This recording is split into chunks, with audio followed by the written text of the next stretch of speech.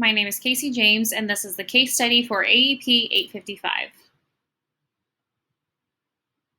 In this case, two students, James and David, have been placed in police custody for possession of a prohibited weapon at school. The weapon, a set of brass knuckles, belonged to James. James bullied and threatened David to make him hold the weapon for him. It was during David's possession of the brass knuckles that the two students were caught. James admitted to owning the weapon and to threatening David, but the school's zero-tolerance policy required both of them to be expelled into the district's disciplinary active education program for at least 45 days. First, we need to address legal and ethical issues in this case. Legally, the police reported to the scene as per school policy, and the situation is being handled by them. Ethically, we see an issue where David was clearly bullied into holding the weapon and feared for his life if he didn't. The ethical issue is that David shouldn't be held to the same disciplinary action as James. To synthesize this case in one sentence is that Assistant Principal Inman is faced with a moral dilemma between following school policy and fighting for a student's rights. To put the case into some facts, the people we see are Assistant Principal Richard Inman, a student James, 15, who is described as a Southside kid, implicating that he has a lower socioeconomic status, and then a student David, who is described as quiet and scholarly. This is taking place at Rocket Junior High and appears to have a wide socioeconomic and cultural diversity. The school is a public school with honors classes, arts classes including music, and a junior high that appears to include 9th grade, based on the ages of the kids involved. To review the information, it might affect some of the stakeholders in the following ways.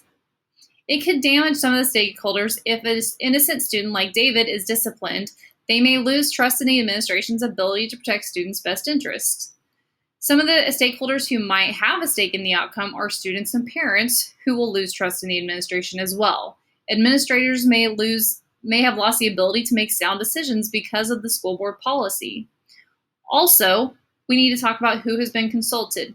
There is a clear flaw in the policy. Other educators like student improvement team, the building leadership team, or the site council should be consulted to determine if it is a consensus that David should not be punished. If yes, then go to the school board to update the policy. We have three options here when we're trying to figure out what we should do with David. Option 1, take no action. David gets a minimum of 45 days in DAEP along with James.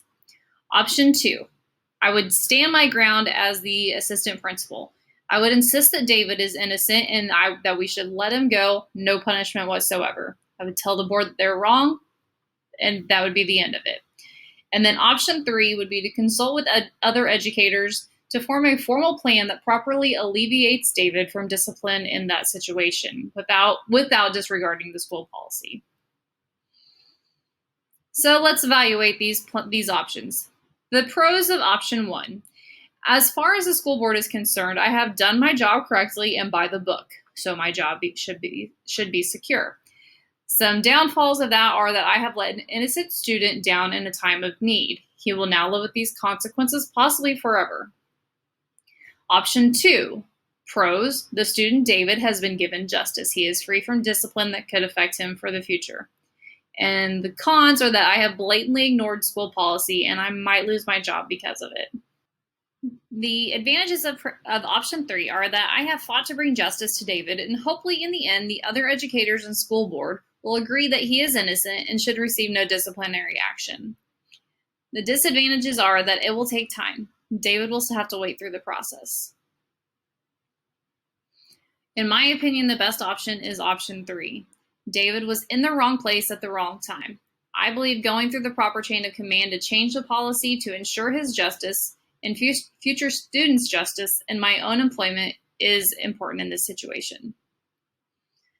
To implement the plan, or to implement option 3, I would take the following path and understand that this could happen. The path would be 1, to call a meeting with the student intervention team.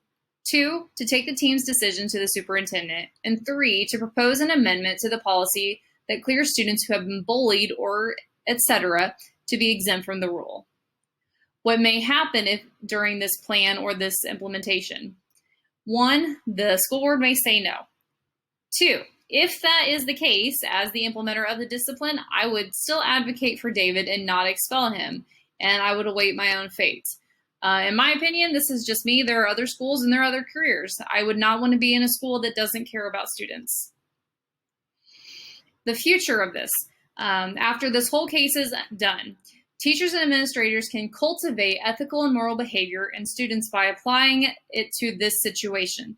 So if we apply moral and ethical behavior in the case of David with the school weapon, who was bullied into having this weapon at school, if we can be ethical and moral in this, hopefully everybody who is involved in this would be able to apply ethics and morals in their decisions in the future.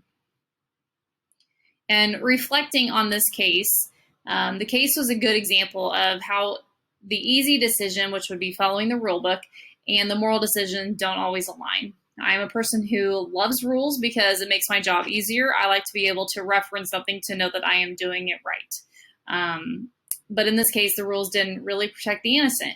And there was a student who admitted guilt. He admitted to bullying another. On my moral compass, I had integrity, responsibility, equity, and optimism as my 4 important points.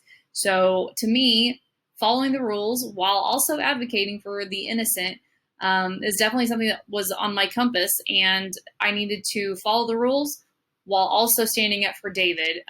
And to really follow that compass, I needed to do both. And in this case, it would be asking to change the rules and fighting to get those rules changed until David's justice was brought to fruition.